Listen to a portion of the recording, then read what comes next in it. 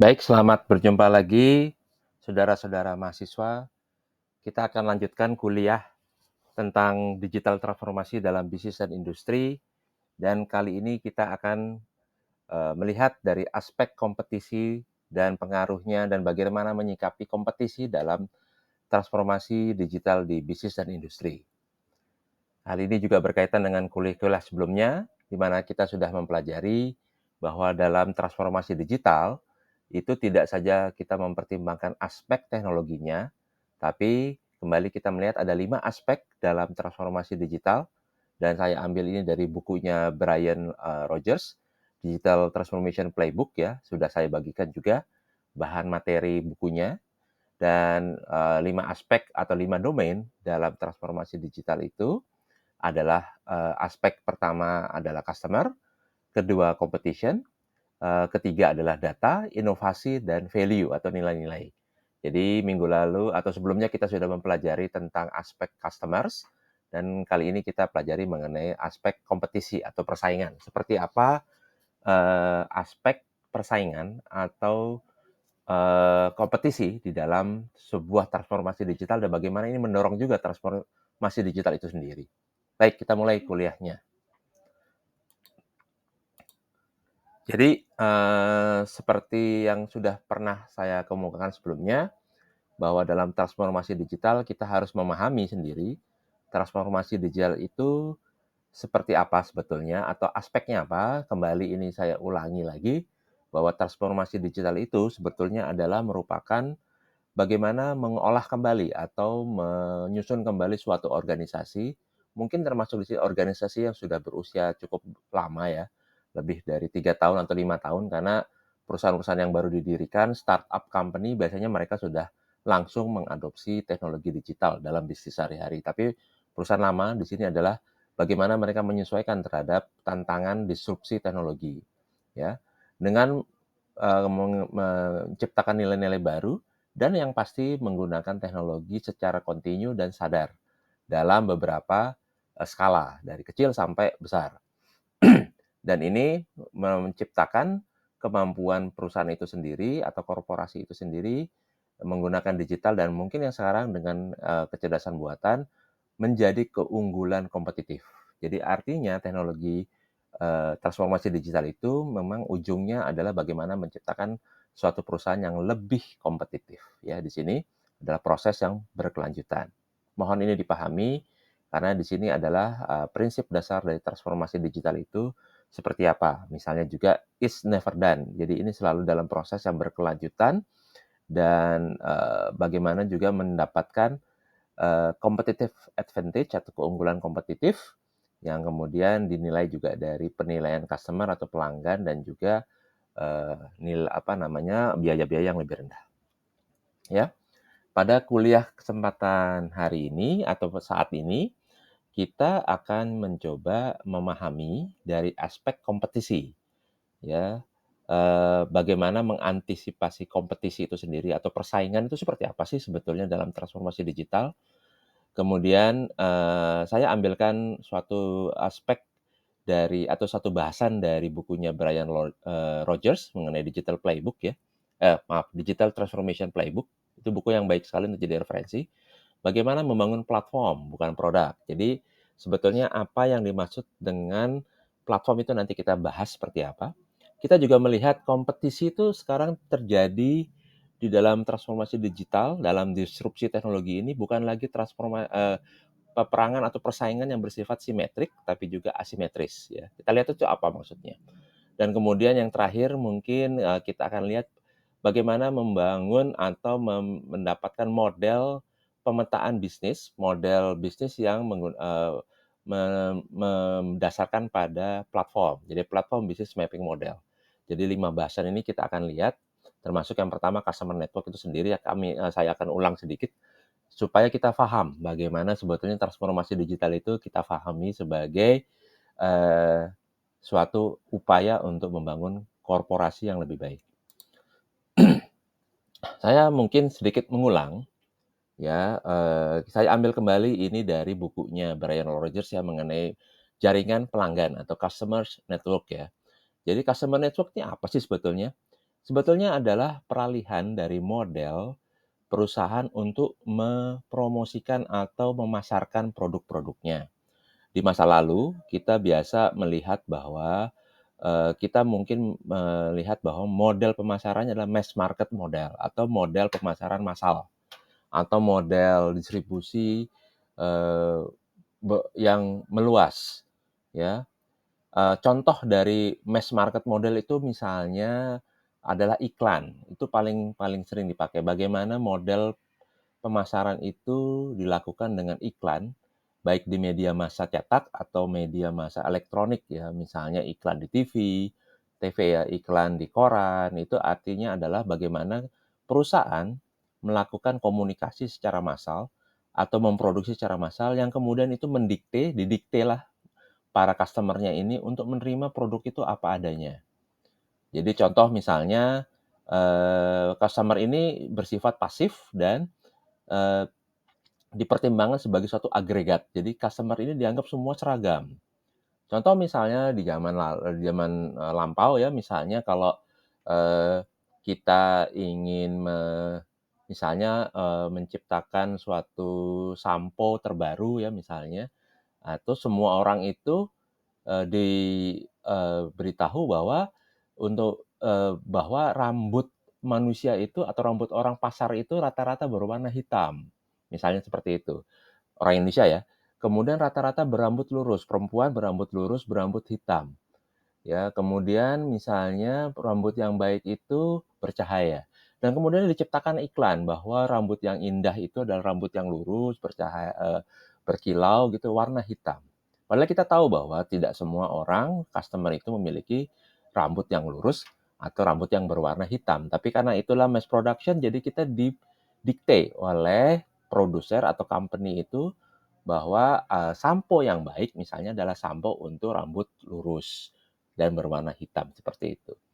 Nah, di dalam disrupsi teknologi, di mana pendekatannya adalah jaringan dari pelanggan, kita melihat bahwa, yang namanya customer atau pelanggan itu, di sini ya, dia tuh mendapatkan informasi produk itu tidak saja dari satu titik, misalnya dia tetap lewat iklan misalnya, tapi dia juga bisa mendapatkan informasi itu dari sesama pelanggan melalui beberapa kanal, ya, dari kanal misalnya dari komen di sosial media atau dari blogs ya, dari customer atau company blog, ada dari sosial media Twitter, atau dia melihat YouTube, forum dan sebagainya. Jadi jaringan ke pelanggan yang model dalam teknologi disrupsi teknologi itu merupakan jaringan yang di mana mereka memiliki kekuatan-kekuatan beli yang berbeda-beda. Dengan demikian mereka juga saling berinteraksi dan akhirnya apa yang didapatkan di sini adalah brand atau merek, reputasi dan pasar itu terbentuk karena dari diskusi atau jaringan yang terjadi antara para pelanggan ini. Dan mereka ini saling mempengaruhi. Jadi misalnya sekarang kalau ada misalnya saya kembali contoh produk yang tadi ya, produk sampo misalnya ya. Kalau ada sampo X gitu ya, kemudian dia ditujukan pada yang tadi market pasar, wanita berambut lurus yang kemudian berwarna hitam. Mungkin saja ada, sekelompok customer yang kemudian tidak mau menggunakan sampo tersebut.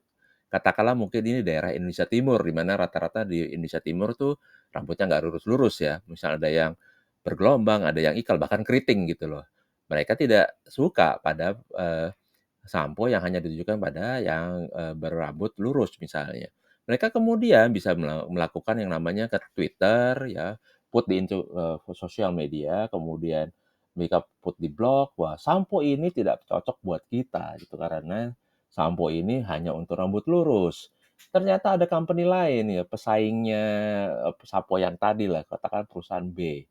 Dia ternyata melihat dari blog, dari komen, dari Twitter, ternyata, oh kita punya market besar, contoh misalnya di Indonesia Timur, di mana para wanitanya tidak berambut lurus, tapi wanitanya berambut ikal atau keriting. Diciptakanlah satu produk baru gitu loh, misalnya dengan sampo yang lain, komposisi sampo kan di mana-mana sama ya, isinya ya sabun gitu ya sebetulnya ya, pewangi-pewangi, tapi kemudian pemasarannya mungkin di pemasarannya lewat misalnya forum atau lewat online gitu, tapi mereka menyasar bahwa ini adalah sampo yang ditujukan untuk wanita berambut ikal lah, katakanlah kayak gitu, dan itu menjadi laku. Akibatnya, perusahaan yang tadi pesaingnya yang tadi perusahaan yang massal tadi, itu sadar bahwa dia menggunakan saluran-saluran yang ada, sosial media, YouTube dan sebagainya itu untuk memasarkan produknya. Dan mungkin itu akan menjadi suatu bisnis yang bagus dan, laku juga gitu loh. Nah, itulah perbedaan perusahaan yang tadi hanya bersifat mass production sama perusahaan satu lagi yang bersifat mendengarkan customer-nya dalam kita sebut sebagai jaringan customer itu. Jadi, customer sekarang itu tidak boleh dipandang sebagai yang pasif, tapi juga sebagai yang dinamis. Nah, untuk memanfaatkan jaringan pelanggan tadi atau leveraging customer network, kita harus memahami ada 5 behavior atau perilaku dari jaringan itu sendiri. Apa yang diinginkan oleh customer, ya, dan strategi untuk mengakses, sifat-sifat ini atau perilaku ini. Jadi ada 5 adalah, akses, engage, customize, connect, dan kolaborasi. Jadi kita bagaimana menciptakan saluran kita bisa mengakses informasi atau konten itu sendiri, melibatkan customer, mengkustomisasi atau mengkustomisasi itu menyesuaikan dengan individu dari, pelanggan ya, mengkoneksi dan mengkolaborasi. Ini, 5 kiat memanfaat jaringan ini, strateginya adalah bagaimana kita akses strategi, bagaimana produk kita tuh bisa didapatkan secara cepat, mudah, dan ada di mana-mana, available ya. Contoh tadi, saya ambil contoh yang saya suka tadi ya, sampo. Bagaimana sampo ini bisa didapatkan dengan cepat. Walaupun dia misalnya, katakanlah di Indonesia Timur, dia ada di misalnya katakan di Jayapura misalnya, atau ada di, Nusa Tenggara. Bagaimana dia bisa mendapatkan produknya dengan cepat? Distribusinya harus bagaimana? Apakah nanti dia bisa mendapat secara online dan ada penyetok atau distributor di daerah-daerah itu. Engage strategi, bagaimana kemudian bagaimana, pengalaman dari customer itu kemudian bisa disebarkan terhadap pelanggan lainnya. Ya ceritalah dia, "Oh sampo ini" walaupun saya bilang ya sebetulnya tidak saja di Indonesia, di dunia ini sebenarnya formula sampo itu sama aja. Isinya pasti sabun, ya, basa dan sebagainya. Hanya perbedaannya adalah di, kemasan, pewangian misalnya, dan yang paling beda adalah promosinya sebetulnya, atau marketingnya. Nah, tapi bagaimana kemudian mereka mencitrakan pengalamannya ke orang lain juga penting, supaya customer lain itu melihat nilai tambah dari produk itu. Kustomisasi, ya ini nggak susah-susah gampang, tapi paling gampang gini, suatu waktu pernah Coca-Cola atau Pepsi saya lupa, Coca-Cola tidak salah, itu di Australia itu kemudian mereka melakukan yang namanya usaha kustomisasi dan dilakukan lewat sosial media secara sadar, yang membuat produk itu secara, singkat meledak. Apa yang dilakukan oleh Coca-Cola dalam hal ini adalah mereka memberikan servis, beli 5 kaleng Coca-Cola dan kemudian, eee pembelinya bisa untuk menggantikan nama Coca-Cola itu boleh namanya sendiri, misalnya nama saya Arya Sanjaya gitu, diukir di kaleng Coca-Cola yang kosong tadi, Cola yang merah itu. Jadi bukan Coca-Cola tapi Arya Sanjaya, contohnya kayak gitu. Dan itu ternyata strategi kustomisasi yang sangat tepat jitu ya, kemudian artinya kemudian, produk itu walaupun sesaat itu meledak gitu, sampai berapa kali tahapan dibuat. Di Indonesia kalau nggak salah pernah keluar juga, kustomisasi strategi ini. Ya kemudian mengkoneksi, jadi kemudian secara aktif, sang produsen atau penyelenggara kegiatan atau produser teknologi ini, produk produk, produsen teknologi harus juga, menanggapi atau terkoneksi dengan customer-nya lewat sosial media, menanggapi. Misalnya ternyata mereka mengeluh, "Oh kok ini datangnya lama," atau "Datangnya kalau saya beli 5 datangnya 3 atau 4." Nah itu harus ditanggapi secara segera. Dan mengkolaborasi, jadi kemudian bagaimana mendapatkan feedback. Misalnya, "Oh ternyata wanginya saya suka wangi yang lain." Yang ada misalnya 3 pilihan, wangi A, wangi bunga mawar, misalnya wangi bunga melati, atau wangi, lavender misalnya. Ternyata ada di sana mungkin, ya katakanlah ya, kita bisa bicara kustomisasi dan kolaborasi nih. Misalnya sampo, kembali ke contoh ke sampo, ternyata mungkin warga di eee, pedalaman Papua mungkin atau di Pulau Papua tuh senang dengan, bau misalnya, frangipani. Frangipani itu kalau bahasa Indonesianya itu Kamboja gitu ya. Di Bali sangat populer sekali frangipani. Mereka suka ini warna ini, bauan ini. Ternyata kalau di-riset ternyata banyak, kemudian dikustomisasi hanya untuk market misalnya Indonesia Timur, di Papua misalnya itu, hanya ada, pewangian Kamboja misalnya, frangipani itu, atau karena masukan dari customer-nya dan itu, biasa bisa menjadi sukses. Dan ini harus dipertimbangkan, disrupsi teknologi ini juga dengan skala produksi gitu. Jadi kalau skala produksi sangat kecil pasti tidak, tidak bagus untuk, pemasukan ya, karena mungkin penjualannya kecil. Tapi kalau misalnya permintaan dari kolaborasi ini permintaannya ternyata besar sekali, ya itu mungkin akan menjadi sesuatu beneficial dari sisi, katakanlah kalau ternyata permintaan untuk wangi tertentu, kayak seperti wangi Kamboja, itu mencapai 1 juta unit lah katakanlah diperkirakan dari market, itu sangat dari segi produksi sangat efisien. Ya ini adalah bagaimana kita melihat perilaku, access, engage, customize, connect, dan collaborate ini, kemudian strategi kita bagaimana, mengantisipasi perilaku tersebut dengan strategi yang bisa kita lakukan. Nah, pada kesempatan sebelumnya mungkin kita sudah mendengarkan bagaimana digital transformation terjadi untuk orientasi customer itu di PT Bluebird, PT Bluebird Indonesia ya, atau saya sebut saja Bluebird ya, taksi Bluebird. Dan kita lihat bahwa mereka secara sadar menjalankan transformasi teknologi, transformasi digital ini dalam aspek bagaimana menyikapi customer-nya. Kita nanti juga akan balik ke kasus ini untuk dari sisi teknologinya, dan mereka, secara sadar bagaimana mereka me mengembangkan yang disebut sebagai mobility as a service ya, sebagai suatu konsep dan prinsip yang berkelanjutan dalam 4 tahun terakhir.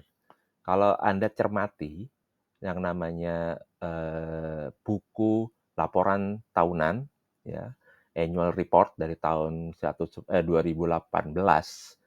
atau 2019 sampai 2022 ya, 2018 sampai 2022 berarti 4 tahun ya.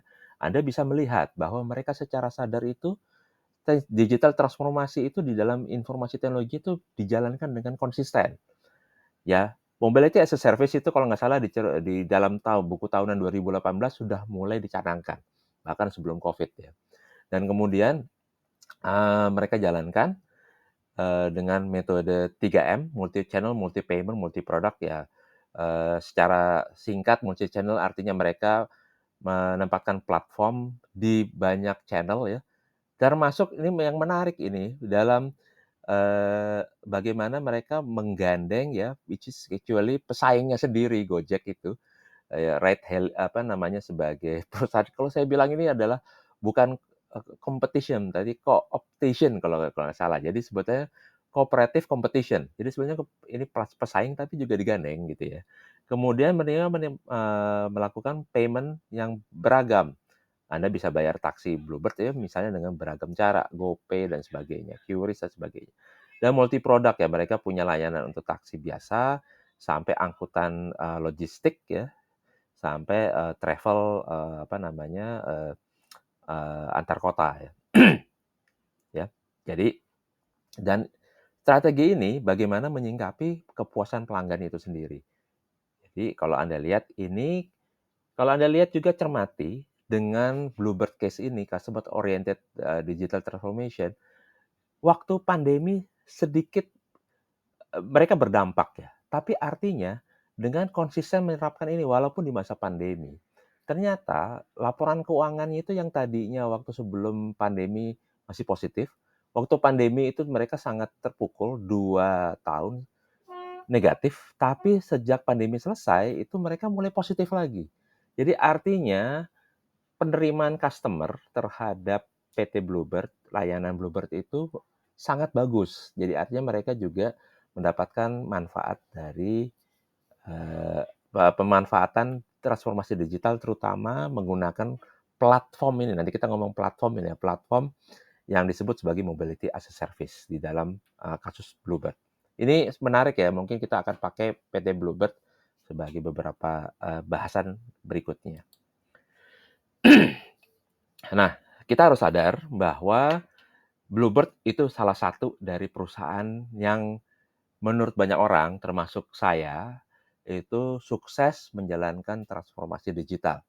Karena mereka ini bisa berselancar atau sukses itu dalam mengantisipasi disrupsi teknologi. Bluebird itu sendiri kan sudah 50 tahun ya, perusahaan yang bukan baru lagi. Tapi dari mereka sangat tradisional, sebelumnya hanya menjalankan layanan taksi lewat kendaraan gitu ya. Sekarang sudah seperti dengan layanan masih tradisional, konvensional sebetulnya, layanan memindahkan orang dan barang ya dari satu tempat ke tempat lainnya, tapi dengan bantuan teknologi. Tapi kita lihat bahwa sebetulnya banyak pemain besar dunia industri itu bahkan kalau kita bandingkan dengan Bluebird, Bluebird masih punya armada ya, masih punya armada, ada taksinya, ada busnya, ada truknya untuk logistik dan sebagainya. Tapi kita lihat pemain besar industri ini sekarang, ya kita harus lihat ternyata mereka sendiri tidak punya aset atau tidak punya sumber daya yang menjadi andalan bisnisnya. Netflix contohnya ya. Netflix itu adalah perusahaan atau eh, penyelenggara atau pemutar film movie ya terbesar sedunia. Tapi mereka sama sekali nggak punya bioskop. Ya, the world largest movie house, tapi sama sekali nggak punya bioskop. Dulu posisi ini dimiliki misalnya kalau di Indonesia nih kelompok mungkin bioskop Cinema 21, XXI ya, ya seperti itu. Uh, Uber atau di sini mungkin lebih banyak Gojek ya, atau ya Gojek atau Grab itu, mereka perusahaan terbesar taksi, ya Uber ya. Tapi mereka sama sekali nggak punya taksi. Ini yang sebetulnya kalau di Bluebird ini adalah apa namanya, PT Bluebird ini adalah pesaingnya mereka di sini nih. Kita bicara nanti asymmetric war ya. Kalau mungkin kalau di Amerika ada Yellow Cab nih, seperti Bluebird-nya Amerika nih. Kemudian Amazon, mereka sama sekali tidak punya toko fisik, tapi mereka adalah retailer terbesar di dunia. Amazon, A to Z ya. Amazon. Saingannya tuh kayak Walmart misalnya seperti itu. Jadi kita lihat banyak Airbnb adalah kasus yang menarik. Mereka sama sekali nggak punya hotel, nggak punya penginapan, nggak punya lodgement, nggak punya kamar, tapi mereka adalah world largest accommodation provider. Jadi banyak perusahaan di dunia ini teman-teman, saudara-saudara mahasiswa ya, banyak perusahaan di dunia ini dengan kemampuan teknologi dan memanfaatkan keterbukaan teknologi dan disrupsi teknologi, memanfaatkan bagaimana manusia ini menggunakan platform, itu ternyata mereka tidak perlu modal untuk aset fisik untuk membuka suatu bisnis baru. Kalau di Indonesia banyak contohnya ya, ya berusaha seperti ini. Mungkin ada pernah dengar kalau di Indonesia tuh misalnya nanti mungkin ada contohnya ya. Kita lihat aja, kita teruskan dulu ya. Jadi artinya banyak perusahaan di dunia ini mungkin mereka tidak punya aset dalam menjalankan bisnisnya, tapi justru mereka menjadi besar. Contoh, nah ini kita bicara sekarang yang namanya persaingan atau kompetisi yang terjadi secara simetris dan nanti juga ada yang asimetris. Simetris itu apa sih? Nah, kalau persaingan itu terjadi antara perusahaan atau bisnis atau industri yang sama-sama memiliki aset, sama-sama berada di bidang yang sama, dan mereka menawarkan yang sama. Misalnya nih hotel ya, hotel biasanya bersaing dengan mereka yang juga punya bangunan hotel lainnya. Ya kalau di sini kan layanan beda ya, misalnya hotel ini layanannya ada kolam renang, di sini nggak ada kolam renang. Atau mereka bersaing dengan para pelanggannya yang memilih biaya yang lebih rendah, misalnya memilih lodgement, katakan di sini. Ini sama-sama penginapan, tiga gambar ini, cuman yang ini mungkin kelasnya berbeda, ini mungkin kelasnya hotel berbintang atau melati. Ya, kalau ini adalah kelas losmen atau melati ya di sini. Jadi yang disewakan itu hanya misalnya kamar dan mungkin sarapan di sini di losmen. Kalau di sini kan selain kamar, ada sarapan mungkin, ada juga fasilitas lainnya seperti misalnya ya ada kolam renang dan sebagainya. Kalau hotel kan seperti itu, tinggal customer-nya milih kan mau yang mana. Nah, tapi teman-teman atau saudara-saudara mahasiswa bahwa kompetisi itu sekarang terjadi juga secara asimetris. Asimetris artinya tidak sebidang, tidak sama. Jadi asimetris itu tidak sama. Pesaing kita itu mungkin kita tidak pernah terbayangkan sebelumnya. Kalau 10 tahun lalu Anda punya bisnis, perhotelan, mungkin Anda tidak terbayangkan bahwa pesaing Anda sebetulnya nanti adalah sebuah perusahaan IT gitu, bukan perusahaan yang memiliki jaringan hotel gitu. Mungkin 10, 20 tahun tidak terbayangkan, tapi soal hotel tadi, pesaingnya sekarang misalnya adalah jaringan Airbnb yang diciptakan oleh 2 orang mahasiswa atau entrepreneur yang selalu katanya, ceritanya Airbnb ini selalu mereka ini kehabisan hotel kalau lagi mau berlibur dan mereka kesulitan cari, mereka karena mahasiswa, kantong mahasiswa ya misalnya, cari penginapan yang murah gitu loh. Tidak banyak orang yang tidak banyak misalnya mau pergi ke kota tertentu, tidak banyak juga hotel yang bisa yang berharga murah dan tidak banyak juga mungkin losmen tersedia kamarnya. Akhirnya mereka mencoba membuat suatu platform di mana ada orang yang mungkin ada rumah yang memiliki rumah atau kamar yang ekstra, kamar berlebih gitu misalnya, dan bisa ditawarkan untuk orang lain untuk diinapi mungkin semalam, 2 malam, seperti itu. Dan ternyata platform ini sukses. Airbnb mungkin Anda tahu ya bahwa kalau kita Airbnb itu kita bisa menyewa satu kamar saja atau satu rumah gitu loh. Bahkan saya pernah dapat di Airbnb itu ini menarik ya, tapi kayaknya udah nggak ada lagi. Hanya menawarkan satu sofa. Saudara-saudara mahasiswa bayangkan mereka hanya menawarkan satu sofa gitu ya, yang mereka boleh pakai gitu. Jadi customer-nya ini bener-bener backpacker gitu yang bener-bener cari murah, tapi ditawarkan satu sofa. Kamar mandi ya silahkan pakai bersama-sama. Tapi artinya, kesempatan itu artinya orang yang punya kelebihan ekstra ruangan, bisa menyewakan ruangannya itu untuk dipakai orang lain, berbayar dan everybody happy gitu ya. Customer-nya dapat, tempat penginapan yang murah, yang sesuai dengan kantong dia, si pemilik fasilitas atau pemilik ruangan mendapatkan masukan, jadi dapat extra income dan fee-nya pasti Airbnb dapat. Tapi ternyata model bisnis ini sangat sukses di seluruh dunia, ya. Contoh-contoh misalnya Airbnb, setelah Airbnb sukses ada lagi misalnya villas.com, ada apa nih, Rumorama, ya model sama-sama lah. HomeAway, Homestay, Housetrip, kalau di Indonesia macam-macam ya, ada yang orang India yang tapi Oyo tuh sebenarnya dari India, tapi dia lebih banyak sepertinya kayak hotel chain ya, atau orang punya rumah kos mau dijadikan hotel tuh biasanya pakai Oyo, seperti kayak gitu.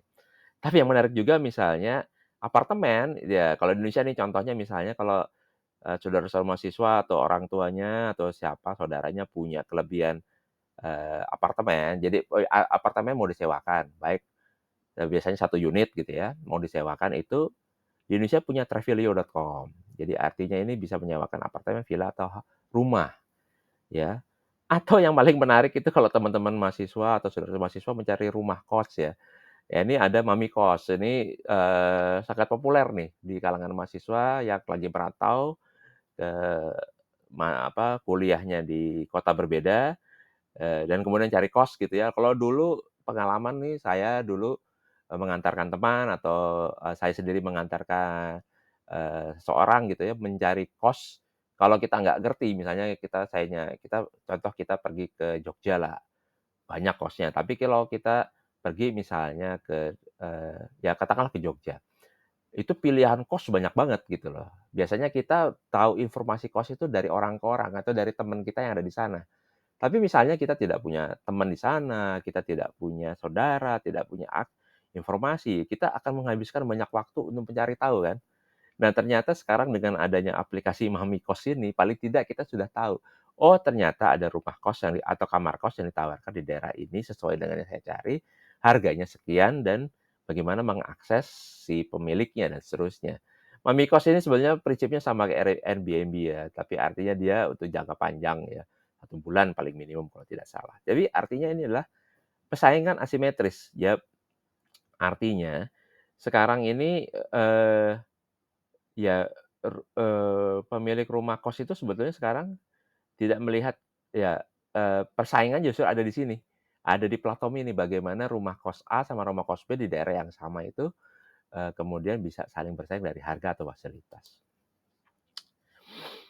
Eee, kita juga harus ingat bahwa kompetisi asimetris ini bisa terjadi kalau atau adanya disrupsi teknologi menyebabkan model konsumsi itu berkembang atau menjadi lebih baru, ya. Industri musik Indonesia ya, compact disc misalnya ya. Mungkin dulu saya nggak tahu ya kalau teman-teman pernah mengalami nggak ya yang namanya mendengarkan musik itu lewat CD ya. Itu ada perusahaan namanya Distara gitu ya, dia memproduksi CD di Indonesia atau menjual CD. Ini mungkin sudah namanya mungkin Anda nggak pernah dengar lagi, karena sekarang musik itu Anda bisa dengarkan misalnya lewat aplikasi, platform aplikasi musik, Spotify contohnya atau YouTube Musik ya, yang paling populer, atau musik itu kemudian ditawarkan dalam bentuk format yang sama, tapi mohon maaf, ditawarkan dalam bentuk penawaran bundling dengan produk. Siapa yang di sini pernah makan atau minum di KFC ditawarin, eee produk musik dari band tertentu atau indie tertentu ya, itu tidak lagi sekarang CD itu ditawarkan di Distara yang dulu sebagai distributor CD atau penjual CD, tapi justru di rumah makan KFC. Ini adalah model disrupsi juga gitu, karena ternyata penjualan yang dibanding dengan makan ayam goreng gitu ya, ternyata laku keras dan ini menjadikan, distribusi melalui KFC ini salah satu yang dilirik oleh band indie juga. Jadi band-band indie yang tadinya harus mengeluarkan, apa namanya, biaya yang banyak untuk memproduksi kaset yang banyak, mereka bisa melakukan penjualan lewat KFC dengan tidak banyak CD-nya juga terbatas juga. Tapi popularitas mereka terdongkrak karena penjualan dibanding dengan ayam goreng. Saya juga belum pernah mendalami ya, tapi, saya pernah dapat data bahwa penjualan melalui KFC itu sangat sukses gitu untuk penjualan-penjualan dari, CD-CD, band-band ini. Jadi ini adalah model konsumsi yang terbaru, di mana kompetisi menjadi tidak simetris. Tadinya beli ke toko, sekarang beli di sini atau bahkan lewat, aplikasi. Banyak korban juga dari model konsumsi yang menciptakan, kompetisi asimetrik ini ya. Sebagai contoh di sini Anda lihat di sini adalah barisan atau, apa namanya, kumpulan dari media cetak ya. Misalnya di sini ada Hai ya, edisi terakhir Juni 2017. Ada majalah Kawanku, itu edisi terakhir 2016. Dan lain-lain di sini ya, ada majalah bola dan sebagainya. Bahkan kalau nggak salah, beberapa majalah majalah yang atau tabloid yang bagus-bagus dulu ada Nova, itu sudah mulai, sudah bahkan sudah tidak terbit lagi. Dan media pun sudah bergeser ke arah, digital lebih banyak. Kompas Gramedia misalnya, itu, Anda dapatkan penawaran khusus misalnya kalau berlangganan Kompas digital, Kompas cetak digital, itu bahkan sangat jauh lebih murah dari beli koran, fisik ya. Hanya misalnya kalau tidak salah hanya 100.000 setahun gitu kalau lagi promo gitu. Dibandingkan kalau Anda beli korannya saja, per harinya itu kalau tidak salah 5.000 saat ini. Jadi kalau sebulan itu kalau langganan itu, 5.000 kali 30, 150.000 sampai sama biaya kirimnya bisa sampai 200.000 sebulan ya. Tapi artinya di sini memang mereka secara sadar mendingan dapat mendingan menjual lebih kecil dan karena digital itu kan enaknya cost-nya lebih rendah, jadi biaya bisa ditekan serendah mungkin, tapi masukannya lebih besar. Pelanggan digitalnya Kompas Gramedia itu cukup besar. Nanti kita lihat angka-angkanya ya seperti apa. Nah contohnya nih ya, jadi media cetak atau top media di Indonesia 2023 saya ambil data ini dari similarweb.com. Jadi kalau saudara-saudara mahasiswa mau mencari data lebih jauh silahkan masuk sini Anda cari, website rank-nya seperti apa. Contohnya ya, media di Indonesia ini ternyata dipimpin oleh, Kompas Gramedia Media, 69 juta ya. penggunanya. Universe, kapan lagi Universe? Saya juga tadinya, kapan lagi ya? Tapi ternyata kapan lagi Universe ini, ternyata di bawahnya itu ada beberapa media-media yang, cukup streamline. Misalnya kayak, kalau tidak salah ada Liputan 6 ya di situ. Kemudian ada, Merdeka, dan banyak lagi. Jadi artinya dia ini sebagai, eee semacam kayak terkumpulkan atau konsolidator dari beberapa media-media yang berbeda, ya. Itu 51 juta. Nah, kalau Detik, dan Detik ini website juga yang diakses paling besar ya, kita lihat di sini adalah jumlah pelanggan, tapi yang diakses lebih banyak itu ternyata memang Detik, ya. Tribun News itu kalau tidak salah masuk di Kapan Lagi Universe ya. Jadi Detik ini ternyata diklik yang rank nomor 1 websitenya, tapi dia pelanggannya nomor 3. Kompas Gramedia lebih besar ya, walaupun dia kompas.com. Nah, ini kita lihat sih, kompas.com itu adalah bagian dari Kompas Gramedia. Di bawah Kompas Gramedia kan ada yang lain ya, misalnya katakanlah majalah Intisari, ada majalah lain, ada, apa namanya, Kompas TV dan seterusnya ya. Kompas.com sendiri, ini adalah bagian dari Kompas Gramedia. Ada Gramedia sendiri ya, toko buku dan sebagainya. Tapi, kalau Detik ini karena dia tidak punya media cetak kan, jadi dia benar-benar 100% online media. Itu nomor 1 nih berbanding lurus, dan seterusnya di sini, ya. Tapi artinya angka-angka ini ya, bahwa media itu sendiri, dengan pelanggan yang besar seperti ini, mereka memang harus secara sadar bagaimana memanfaatkan disrupsi teknologi dan melihat juga pesaing-pesaingnya ya. Coba Anda bayangkan ya, misalnya kita ambil saja eee, saat ini detik.com itu kan memang, gratis ya, karena Anda bisa mengakses detik.com secara gratis, walaupun kalau beberapa portal subportalnya, katakanlah misalnya, subportal yang untuk diskusi kesehatan atau pria wanita itu ada yang berbayar tuh, ya. Tapi kalau kita lihat kompas.com ya contohnya ya, Kompas Gramedia ini.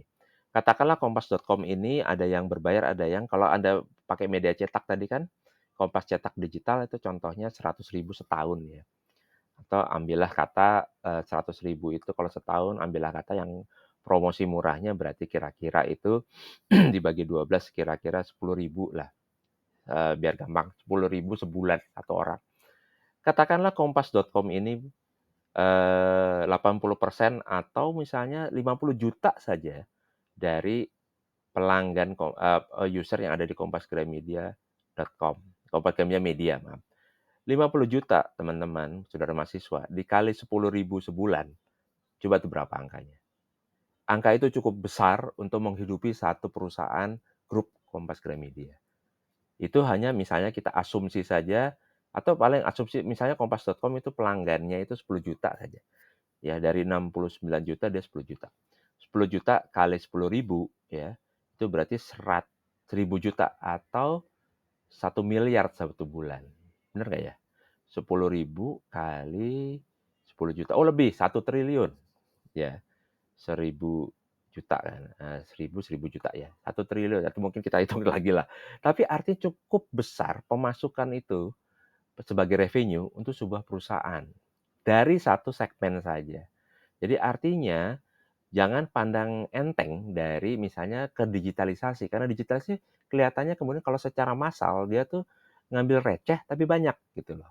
Itu yang penting dari digital itu kan sebetulnya bisnis ini bisa dijadikan bisnis receh, kecil-kecil karena digital itu kan, tidak punya, kalau dia bisa dimultiplikasi dengan biayanya tidak bertambah lebih besar. Ya kalau kita punya, misalnya barang fisik kan biaya multiplikasinya atau biaya duplikasinya kan sesuai dengan jumlahnya. Misalnya kita, punya barang baju gitu ya, kita dengan harga, pembuatan baju itu katakanlah 1.000 perak satu baju. Kalau kita membuat, 1.000 baju berarti 1.000 kali 1.000, 1 juta perak itu biayanya. Tapi kalau digital enggak. Kalau kita punya suatu produk digital harganya 1.000, multiplikasi menjadi 1.000, tetap 1.000, karena mungkin yang bertambah hanyalah biaya filenya makin banyak, dan itu tidak signifikan terhadap, biaya produksi itu sendiri. Jadi artinya memang multiplikasi digital itu yang menyebabkan biaya atau, penawaran, barang digital itu bisa murah atau receh gitu ya, tapi kalau Anda lihat di sini, impact penggunanya itu akan menjadi besar, karena pengalinya jadi besar. Nah, itulah yang kita pahami harus transformasi digital salah satunya adalah mungkin menurut saya pribadi adalah bagaimana kita membuat produk itu menjadi produk receh. Receh itu maksudnya biayanya rendah banget ya, tapi memang pendapatan revenue-nya gila-gilaan, ya. Nah, yang paling menarik yang terakhir terjadi ya di Indonesia ini ya, mungkin Anda juga mengamati atau Anda juga pengguna yang sebelah kanan nih, TikTok Shop ya.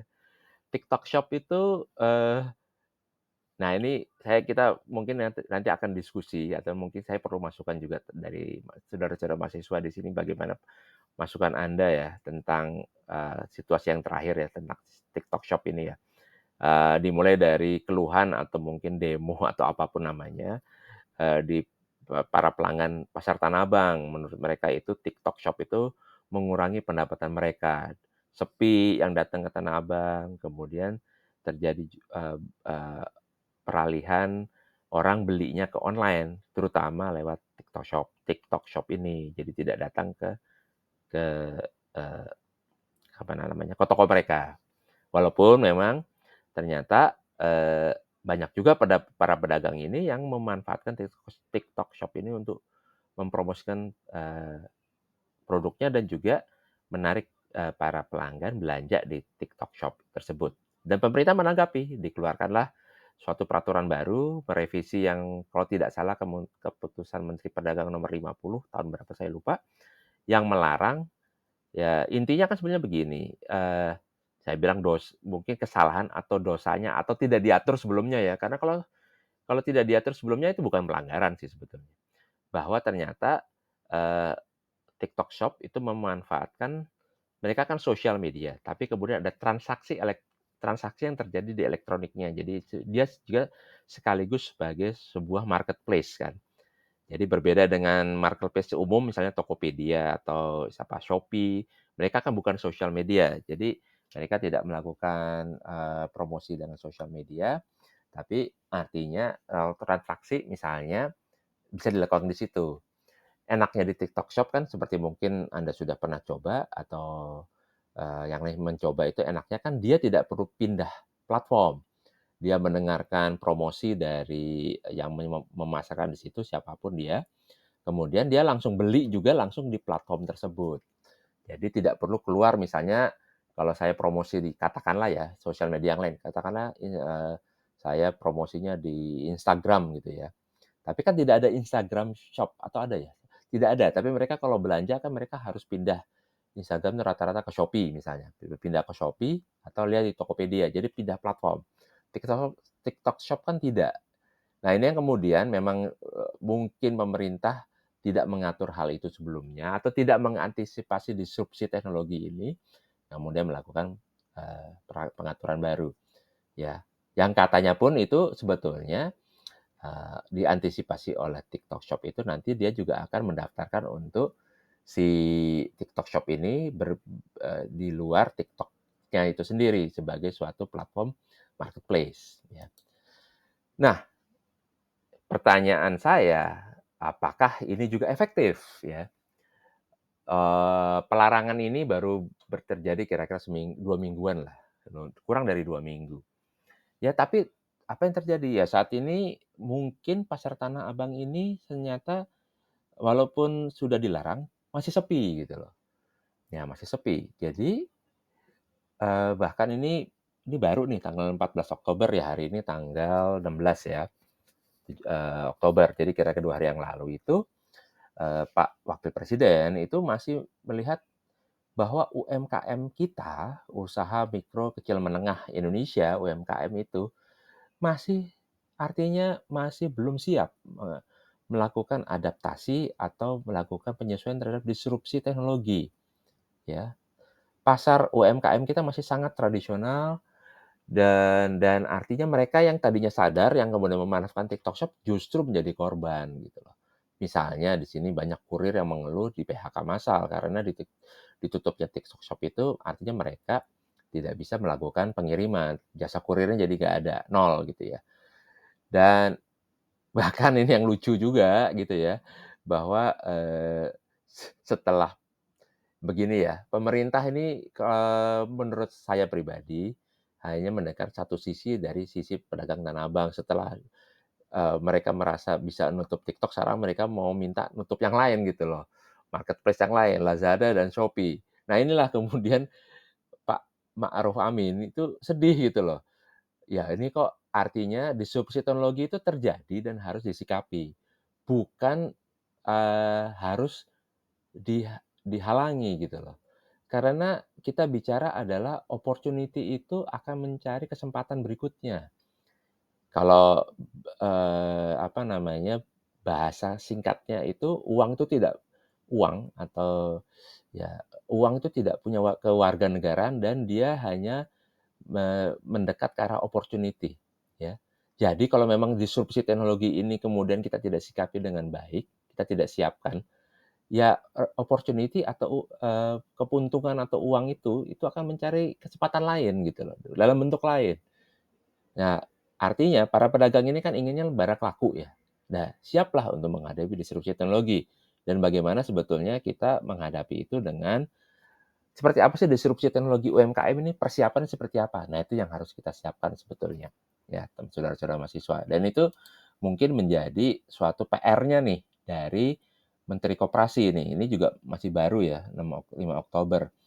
Jadi transformasi digital di bidang usaha kecil menengah, mikro kecil menengah, UMKM ya, ini yang mengeluarkan Kementerian UKM ya, menyatakan bahwa Pak Teten Mas Duki sebagai menteri menyatakan bahwa transformasi digital UMKM merupakan cara bagaimana menuju Indonesia dengan pendapatan $13.000 pada 2045. Ini adalah target yang sudah dicanangkan pemerintah untuk kita menjadi masyarakat Indonesia, masyarakat dunia baru. Ya, dengan 13.000 kita posisinya adalah negara dengan GDP terbesar ketiga sedunia atau keempat saya lupa dengan 2045. Dan ini pendapatan US dollar 13.000 ini harus dicapai supaya kita tidak menjadi atau masuk dalam perangkap namanya perangkap dunia ketiga, perangkap ekonomi, saya lupa namanya. Kita bahas satu nanti kapan-kapan ya. Supaya kita tidak masuk dalam perangkap namanya dollar trap atau apa saya lupa.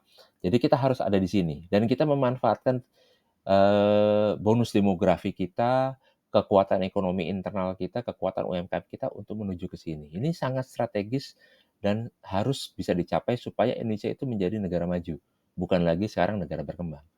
Dan 2045 itu adalah targetnya kita harus di sini. Untuk bisa menjadi pendapatan Indonesia 13.000, nomor 3 atau 4 di dunia, kita harus melakukan transformasi digital UMKM, ya. Nah, harus ada beberapa cara. Nah, salah satu yang cara itu adalah pelatihan digital ya, berarti kan manusianya nih yang harus kita rubah seperti yang kita bahas di kuliah-kuliah sebelumnya, bahwa manusia atau apa namanya, kalau di perusahaan itu employee ya atau karyawan atau human resource itu adalah yang paling paling strategis untuk bisa melakukan yang namanya transformasi digital, ya. Kemudian transformasi digital itu jangan terjadi hanya di sektor, hilir ya. Kenapa? Karena ternyata selama ini yang ada itu kita diajarkan atau UMKM itu diajarkan hanya pada strategi penjualan. Contoh, bagaimana membuat video pemasaran lebih baik, bagaimana membuat foto produk yang bagus, bagaimana membuat penawaran kata-katanya lebih bagus, itu semuanya sektor hilir, ya. Bagaimana strategi marketing yang baik untuk memasarkan produk. Tapi itu sebetulnya kita akan artinya bersaing dengan teman-teman kita yang sama, ya. Karena orang yang menjual itu menjual produk yang sama tapi yang menjual makin banyak. Jadi artinya produksinya 10, tapi dulu yang dijual oleh 10 dijual oleh 100 orang. Berarti satu orang itu chance-nya menjual satu produk ya, kan 10 produk ya, ada 100 produk yang menjual 10 orang ya. saya balik ya, ada 100 produk atau 1.000 produk yang menjual 10 orang. Berarti 10 orang itu chance-nya menjual adalah masing-masing 100, karena 100 kali 10 kan 1.000. Jadi 10 orang menjual masing-masing 100, totalnya dari 10 orang itu adalah 1.000. Produknya 1.000. Tapi yang terjadi sekarang kalau kita makin menggiatkan atau memperkuat atau memperbanyak strategi marketing, yang jual nggak 10 lagi. Yang menjual itu adalah misalnya jadi tadinya 1.000 produk dijual oleh 10 orang menjadi 1.000 produk dijual oleh 1.000 orang, ya. Jadi kesempatan produk itu dijual satu orang satu produk.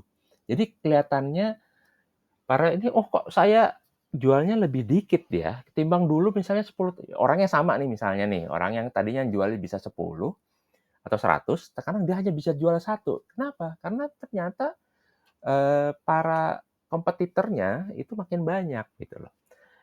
Jadi artinya ya strategi ini apa namanya bisa bisa jadi itu tidak efektif juga. Yang harusnya dilakukan adalah sebetulnya juga melakukan transformation di sektor hulunya atau di belakangnya. Jadi ketimbang juga memperkuat depannya, jadi dari 10 orang yang menjual jadi 1.000, juga produktivitasnya harus ditingkatkan. Ya, dari yang 1.000 produk bisa menjadi 10.000 produk. Jadi artinya 1.000 orang tetap menjual 100 orang penjualnya. Bagaimana menjadikan digitalisasi jadi 10.000? Kalau sebagai pabrikan itu mungkin dia punya kapasitas produksi. Tapi kalau misalnya ini bisa dibagi-bagi menjadi satu sektor membuat lebih banyak, itu bisa jadi barang itu jadi lebih banyak dibuat dan berkualitas. Ini yang dua hal ini yang sebenarnya teman-teman, kalau kita lihat dari sisi produksi dan penjualan di sektor hilir dan produksi di sektor hulu, kalau teman-teman amati ini yang terjadi di Cina, ya. Ini yang terjadi di Cina. Dan bahkan Cina itu sampai karena mereka saking efisiennya di sektor hulu, produknya kemudian meluber kemana-mana ke seluruh dunia, termasuk Indonesia. Ya, kita bisa lihat misalnya bahwa untuk misalnya saja produk misalnya katakanlah sepatu ya, katakanlah sepatu. Sepatu yang eks produksi dari Cina, itu misalnya harganya bisa jauh lebih murah ketimbang produk dalam negeri. Kenapa? Karena di sana itu sudah sangat efisien. Bagaimana bisa efisien di Cina? Contohnya UMKM-nya kayak gimana bisa efisien? Sebagai contoh kayak gini ilustrasinya. Mungkin di Indonesia untuk bisa memproduksi satu buah sepatu itu harus di pabrik ya. Atau dia kalau dari sektor yang UMKM itu mungkin kerjainnya per toko gitu ya. Jadi misalnya toko A bikin sepatu kapasitas produksinya cuma 100. Toko B menjual sepatu berbeda bentuk, dia produksinya juga 100. Tapi kalau di Cina enggak. Mereka membuat misalnya satu model sepatu. Ya, satu model sepatu misalnya katakanlah sepatu olahraga ya. Tapi melibatkan satu sektor atau kampung industri, UMKM nih kan ya.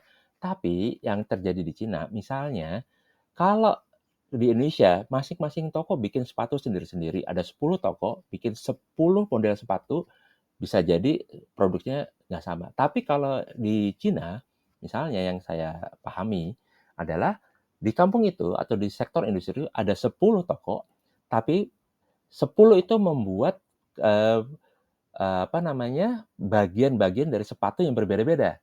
Misalnya toko pertama membuat hanya solnya, toko kedua hanya membuat jahitan sepatunya itu sendiri, toko ketiga mungkin hanya membuat dalamnya, linernya, dan seterusnya.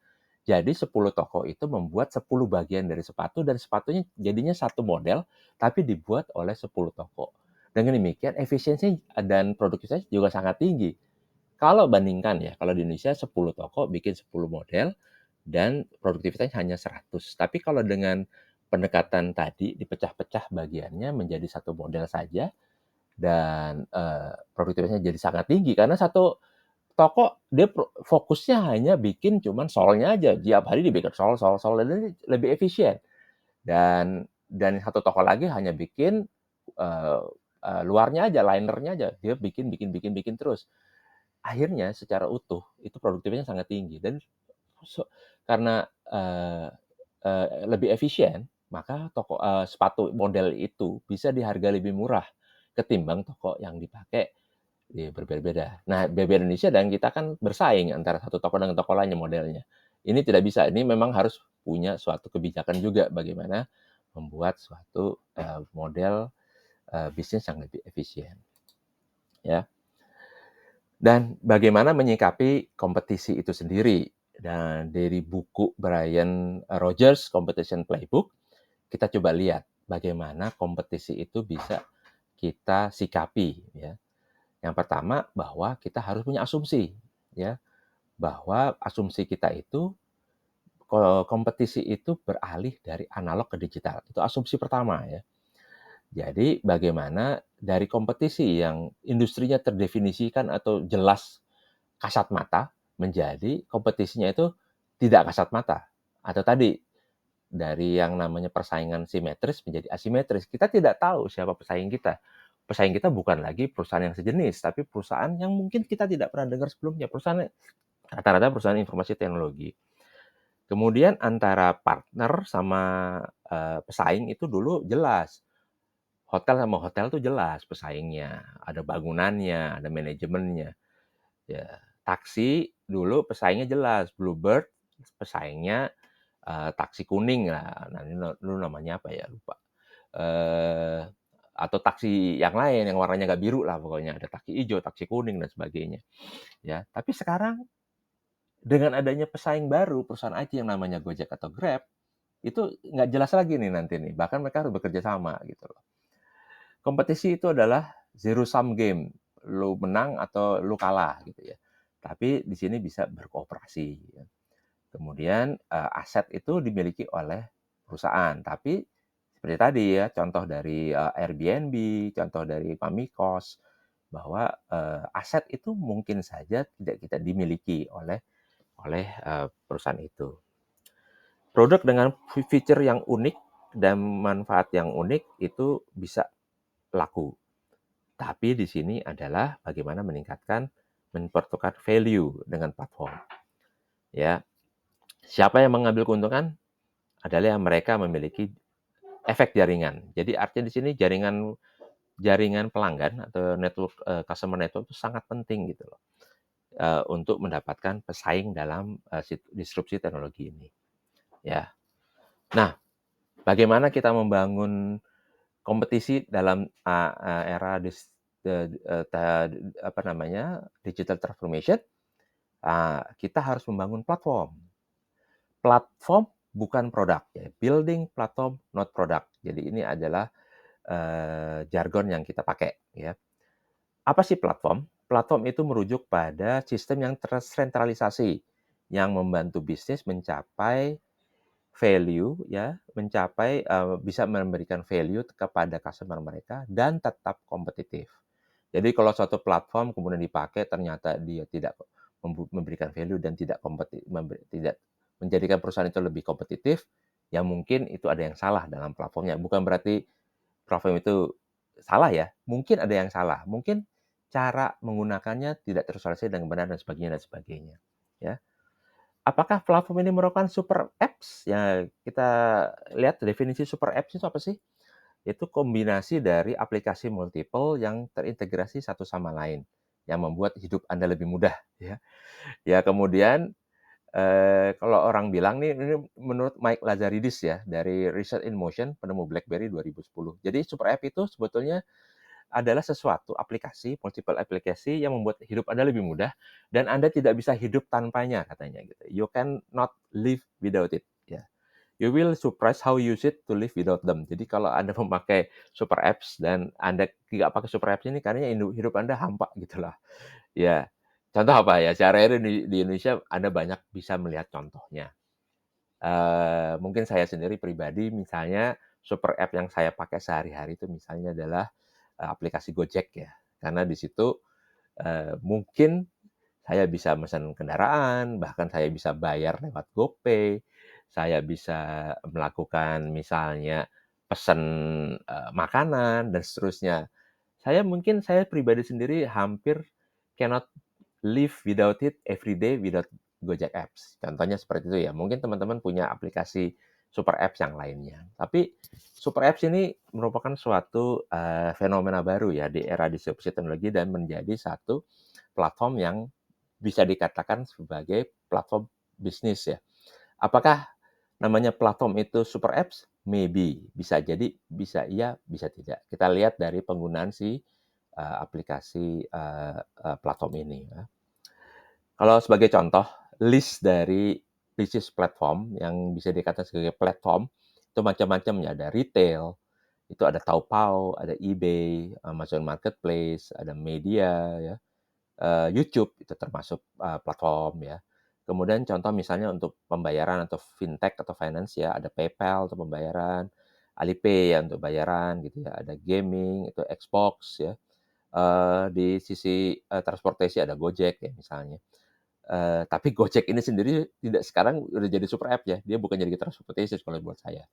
Ada education, ada Coursera, ada Udemy, mungkin ada ya, platform seperti yang Anda pakai, sebagian sekarang mahasiswa pakai platform apa namanya, Indonesian Cyber Education ya, ICE ya, ICE ya, itu termasuk platform di situ dan seterusnya dan seterusnya. Jadi platform itu merupakan transformasi dari linear bisnis ke network business model. Dia berbasis pada teori yang dikembangkan oleh Jean Charles Rothschild dan Jean Tirole dan kawan-kawannya, bahwa teorinya itu menyebutkan bahwa ada two-side market ya, two-sided market, pemasaran dua pihak, di mana studi ini mengeksaminasi atau memeriksa kompetisi dan harga dalam sebuah market, pasar, di mana satu bisnis, satu perusahaan itu melayani dua tipe customer yang berbeda dan saling bergantung.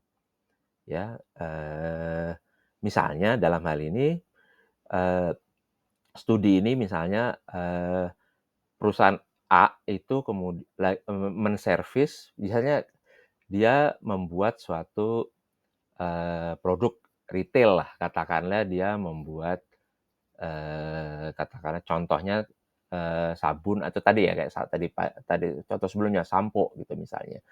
Dia memproduksi sampo, kemudian dia berhubungan langsung dengan penggunanya yang menggunakan produk tadi dan juga penyuplainya atau penyuplainya misalnya penyuplai sampo atau misalnya produk keuangan. Jadi misalnya dia bekerja sama dengan bank ya, aplikasi atau platform ini bekerja sama dengan bank sebagai yang meminjamkan lender duitnya dan juga dengan penggunanya. Contoh klasik itu misalnya adalah platform ini platform pembayaran ya. Misalnya di sini contoh misalnya adalah saya ambil contoh lah misalnya PayPal ya. PayPal ini kan platform, tapi dia bekerja sama dengan misalnya pembayaran itu banknya atau misalnya adalah bisa dibayar dengan Visa gitu ya.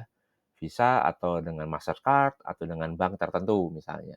Tapi juga dia berhubungan dengan penggunanya, saya lah yang membeli layanan. Dan di sini ternyata dua tipe customer yang dilayani oleh platform ini saling dependen satu sama lain karena saya tergantung kalau saya mau bayar layanan atau produk tertentu, saya bergantung pada apakah visa saya atau bank saya menyetujui nggak saya dibayar untuk produk ini ya. Ternyata itu kan sangat price sensitive, subsidi dan support each other. Dan ternyata hasilnya adalah more sales ya. Jadi kalau misalnya saya didukung bank, kemudian saya bisa melakukan pembayaran dengan didukung bank tersebut, platform PayPal yang mendapatkan komisi dari bisnis yang terjadi itu ternyata melihat bahwa semakin saya didukung oleh bank, misalnya saya belanja lagi dan mungkin kredit saya dinaikin. Tadinya saya punya kredit cuman bisa belanja sampai $100. Tapi ternyata karena saya sering belanja, saya dinaikkan kreditnya menjadi $1.000. Saya makin sering belanja dan artinya itu ternyata terciptalah more sales. Dari hanya dua side market ini, dua sisi customer yang berbeda, dikembangkan menjadi multiple site, itulah namanya platform. Inilah prinsip dasar dari ini. Pernah dengar nggak saudara-saudara mahasiswa bahwa kenapa misalnya eh, eh, di Indonesia sangat klasik, Anda bisa menemui namanya Alfamart atau Indomart itu berdampingan satu sama lain. Anda kan berpikir, apa enggak penjualan kedua ini kan saling bersaing ya. Apa enggak nanti penjualannya itu berkurang satu sama lain ya? Misalnya kan ada dua sebelah kiri kanan. Bisa jadi, wah apa enggak laku malah nanti yang satunya gitu. Mungkin orang semua akan misalnya kalau berdampingan itu mungkin Indomart akan lebih laku ketimbang Alfamart contohnya atau sebaliknya. Tapi ternyata ada satu studi nanti kapan-kapan saya coba cari studinya, bahwa menyebutkan bahwa kalau ada dua retail yang modern tadi berdampingan gitu ya, ternyata dua-duanya naik penjualannya. Ternyata dua-duanya naik. Jadi kalau ada pendampingan gitu, ternyata dua-duanya itu mendapatkan kenaikan omset. Ini yang menarik gitu loh. Jadi saya juga tadinya berpikir bahwa kalau ada dua retail modern itu berdampingan, salah satu pasti nggak laku. Tapi ternyata nggak, dua-duanya malah laku, malah dua-duanya bertumbuh bersama. Nah ini fenomena yang cukup menarik ya. Ini satu contoh yang mungkin nggak ada hubungannya sama platform, tapi artinya bahwa saling berketergantungan itu juga membantu penjualan juga. Oke, nah itu platform. Jadi kita udah paham ya, platform itu basisnya apa, teorinya apa, dan apa namanya dibuat seperti apa dan kenapa itu terjadi. Itu karena tadi ya teori bahwa ada two sided market ini. Karakteristik platform itu memiliki tiga. Yang pertama, dia melayani tipe customer yang berbeda. Ya, to be a platform, bisnis model harus melayani dua tipe yang berbeda. Kayak tadi ya. Jadi platform itu harus melayani ya dari satu sisi adalah seller dan buyer ya. Ya. Uh, oh ini kok kurang ada buyernya harusnya maaf.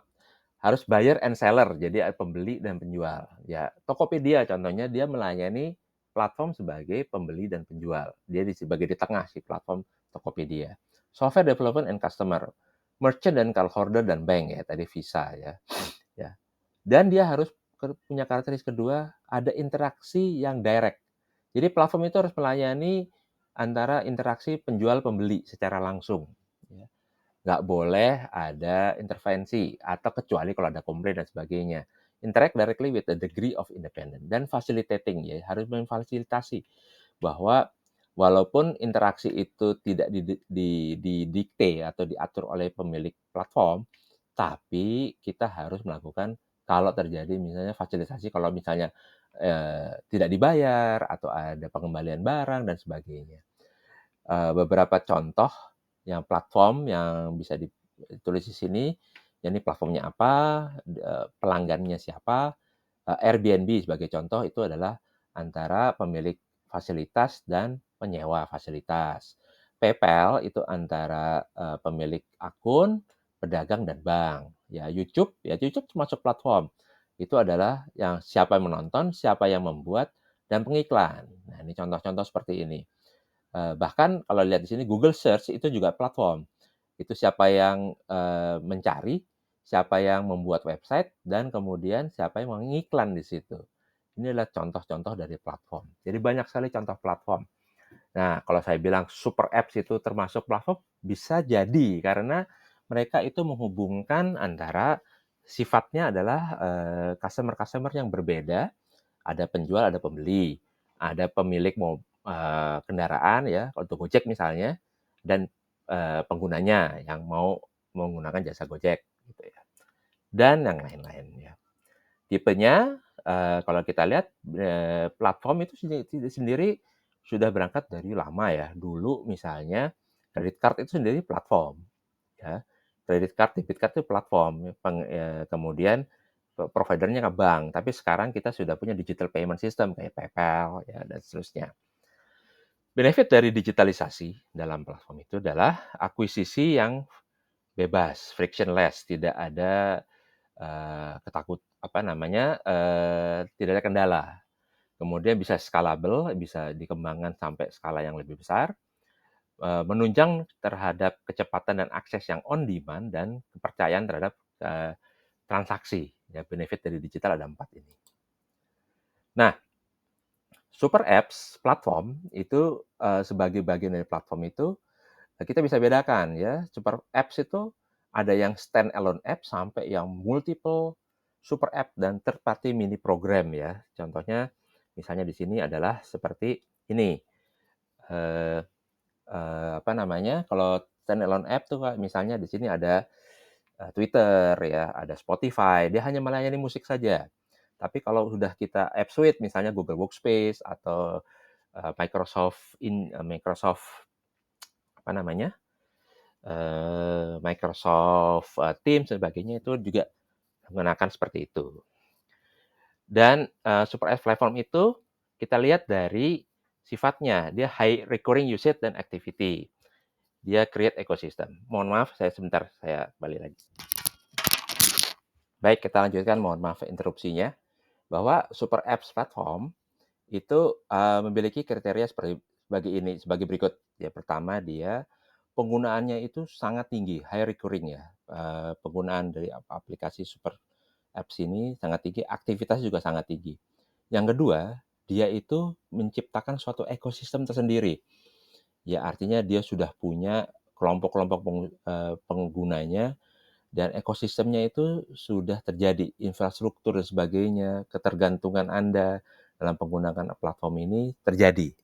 Kemudian daily transaction atau transaksi yang rutin atau harian itu ditunjang oleh fintech atau payment. Gojek ya seperti yang kita pernah bahas ya, super app Gojek ini kan juga dia punya payment modul ya, dan itu terjadi. Dan yang paling tinggi lagi, misalnya kalau di sini beberapa platform yang lebih tinggi itu super app dan third party mini programs ya. Jadi artinya ada third party program yang dimasukkan ke dalamnya yang tidak dikembangkan oleh super app developer itu sendiri, itu menjadikannya suatu super app plus third party mini program dan bisa di-add, remove dengan mudah. Nah, di Indonesia kita punya super apps ini ya, salah satu yang paling populer itu adalah si Gojek. Coba kita lihat seperti apa. Tentang super app yang namanya Gojek yang kita patut bangga dimiliki Indonesia ya. Nah, ini namanya. Oke, classical super apps ya. Ya sekarang Gojek tidak dimiliki oleh hanya gitu. Jadi sekarang namanya dimiliki oleh Goto ya, atau singkatan dari Gojek Tokopedia ya. Jadi dengan merger yang ada di situ, mereka memiliki on-demand service seperti layanan kendaraan, mereka memiliki lifestyle, mereka memiliki food and grocery ya GoFood, e-commerce itu ada di Tokopedia, kemudian financial service yang menunjang on-demand service dan e-commerce ini ada GoPay, PayLater, dan sebagainya. Jadi ini adalah suatu super apps yang klasikal, yang contohnya dan kita di Indonesia sudah sering memakai atau bahkan mungkin sehari-hari kita sudah tergantung pada super apps ini ya. You cannot live without it katanya pendiri atau salah satu Mike Lazaridis ya tadi dari Research and Motion. Nah, bagian terakhir dari bahasan mengenai competition ya ini di sini adalah kalau kita memiliki suatu perusahaan atau korporasi dan kita melihat kompetisi ini seperti apa, nah harus apa yang kita lakukan untuk memahami competition itu sendiri? Dalam bukunya Brian Rogers ini, dalam bukunya Digital Transformation Playbook, ya, di sini ada saya kutip lagi, kita harus bisa membuat atau menciptakan atau menganalisis dari bisnis model yang ada itu dengan menciptakan namanya platform business model map atau pemetaan model bisnis untuk platform. Ya, bagaimana kita melihat model bisnis kita dan kita petakan dalam model bisnis model map ini. Contoh di sini Facebook ya. Nah, kita harus paham, kita harus memahami bahwa membuat suatu platform bisnis model map ini, kita harus bisa menjawab ini. Pertama, siapa yang harus kita bawa di dalam model ini untuk membuat platform ini bekerja? Ya. Contoh, kita harus membawa dalam bisnis platform model Facebook contohnya, contoh di sini ya. Kita ternyata harus membangunnya dengan mengikut sertakan empat pihak ya. di sini ya. Pertama namanya pengguna itu sendiri, ya. Kemudian ada namanya pengiklan, ya, karena pengiklan nanti saya balik ke situ, pengiklan. Ada, eee, apa namanya, publisher, ya. Ada app developers, ya. Kita bicara di sini Facebook sebagai media periklanan lah, ya. Bagaimana kita memonetisasi? Duit ini dari mana sebetulnya keluar? Ternyata setelah kita lakukan, analisis bahwa duit itu atau uang itu datang dari masukan dari apps yang dibayar oleh users. Eee Uang atau dolar yang dibayar per apps atau data, ya. Juga kita, eee, masukannya seperti ini kan. Kemudian, advertiser atau pengiklan itu mendapatkan, setiap setiap, eee, iklan yang ditonton oleh users, itu advertiser rela membayar. Jadi kita dapat uang juga dari namanya audience, ya. Kemudian, eee, monetisasi itu juga didapatkan atau harus dikeluarkan cost-nya, ya, harus keluar kepada app developers gitu ya, dan seterusnya, ya. Tapi bagaimana ini bisa dikembangkan, siapa most important customer-nya nih, ya. Most probable atau, eee, most important adalah users. Makanya di sini kotaknya tuh katakan ada 2 garis tebal dan ada durinya lebih banyak yang namanya linchpin ya. Linchpin itu apa sih sebetulnya? Ada bayangan ya, bahwa seluruh model ini adalah seperti sebuah roda gerobak ya. Roda gerobak atau roda pedati gitu ya, roda yang berputar. Dan semua komponen roda ini, ya kan ada komponen jari-jari, ada komponen asnya, ada komponen, rodanya itu sendiri.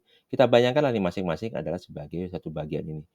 Users itu sebetulnya dia menempati sebagai pengunci, namanya linchpin tuh ini nih, pengunci dari as roda, supaya semua bagian ini bisa bekerja dengan baik. Jadi fungsinya, ya, supaya roda ini bisa bekerja dengan baik tanpa dia kemudian menjadi tidak bekerja dengan baik, itu harus ada penguncinya nih. Saya nggak ngerti ya, pasaknya ini bahasa Indonesianya apa ya, pasak ya, tapi artinya pengunci rodanya linchpin. Jadi untuk si user ini fungsinya bukan sebagai linchpin-nya, tapi dia memastikan bahwa seluruh roda ini bergerak karena dia bertindak sebagai pengunci di sini, linchpin-nya, ya. Ini modelnya seperti itu. Apakah model ini bekerja dengan, kesetimbangan, balance ya, siapa yang paling mendapatkan, eee, value yang tertinggi atau kontribusi yang paling besar. Nah, model dari pemetaan bisnis model untuk membuat platform ini, yang diusulkan nanti bisa digunakan untuk memetakan bagaimana model bisnis kita itu bisa bekerja dengan baik. Nanti mungkin, saya sertakan memahami, pemetaan bisnis model platform ini untuk Anda pelajari secara terperinci, ya, dalam, pembahasan, kuliah pada hari ini. Baik, sebagai kesimpulan dari kuliah hari ini adalah, pertama kita bahas mengenai, aspek persaingan atau competition dari transformasi digital. Jadi, bisa kita lihat bahwa dalam transformasi digital transformation, usaha itu harus melihat bahwa terjadi namanya kompetisi itu tidak saja kompetisi yang kasat mata, tapi dia bergeser menjadi campuran atau shifting mix dari competition dan cooperation. Ya, jadi tidak hanya bersaing itu sekarang tidak hanya bersaing, tapi kadang-kadang kita harus bekerja sama. Ya, contoh tadi bagaimana Bluebird bekerja sama dengan Gojek, walaupun inti layanannya hampir sama. Kemudian kalau kita memahami value dari bekerja sama dengan, pesaing kita, eee ancaman dari asimetrik dari, persaingan asimetrik ini bisa kita atasi, ya. Kemudian kita bisa menggunakan platform yang, digital untuk membangun yang namanya value creation yang baru, ya di sini ya. Kemudian yang ketiga, dalam kompetisi mencari hubungan dengan pihak lain, ya.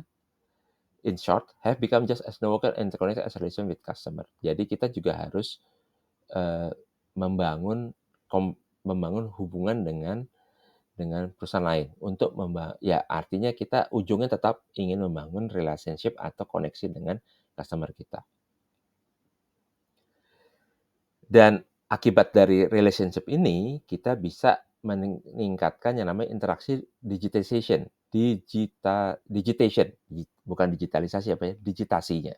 Karena kita mungkin mendapatkan data yang bisa kita analisa lebih jauh. Coba bilang kalau misalnya kita tidak berkooperasi, kita nggak dapat apa-apa. Kita paling tidak dapat datanya yang bisa kita analisa lebih jauh. Dan kemudian setelah kita mendapatkan data ini, kita juga bisa membangun value atau nilai baru untuk bisnis kita. Dan ini nanti akan menjadi domain yang penting dalam pembahasan berikutnya. Apa itu? Ya, domain data dan domain value. Yaitu nanti kita bahas berikutnya dalam aspek-aspek yang mendasari digital transformasi. Anda ingat, saya ulangi lagi, bahwa aspek digital transformasi ada 5 domain, customer, competition, data, innovation, dan value. Kita akan lihat itu nanti pada kuliah berikutnya. Dan dengan demikian, saya akhiri kuliah untuk digital transformasi pada bisnis dan industri hari ini atau saat ini kita membahas mengenai aspek dari competition atau persaingan dan mudah-mudahan informasi ini dapat memberikan pemahaman yang lebih baik bagi Anda, saudara-saudara mahasiswa semua, untuk transformasi digital yang sedang kita pelajari pada semester ini. Terima kasih dan mudah-mudahan kita selalu dalam keadaan sehat walafiat. Terima kasih. Assalamualaikum warahmatullahi wabarakatuh.